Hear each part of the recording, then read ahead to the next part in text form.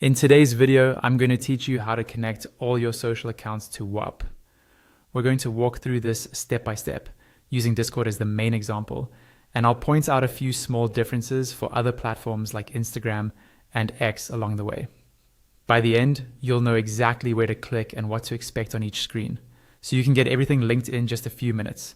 First, open your browser and head over to your Whop home dashboard.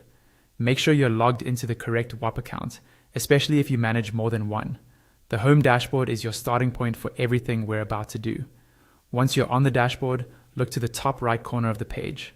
You'll see your profile icon there. Go ahead and click on that profile icon. This opens a small menu with a few account-related options. From that menu, a gear icon should appear. The gear usually represents settings. Click on that gear icon to open your account settings.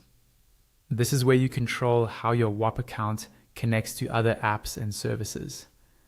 Inside your settings, look for the section labeled Connected Accounts. Click on Connected Accounts to open the page where you can manage all your social connections. This is the main hub where you'll add or remove links to platforms like Discord, Instagram, X, and others. On the Connected Accounts page, you'll see a list of social media options, each with an Add button next to it. Find the platform you want to connect. For this example, we'll click Add next to Discord. The process we follow for Discord is basically the template for all the other platforms. After you click Add, you'll be taken to the Discord login page.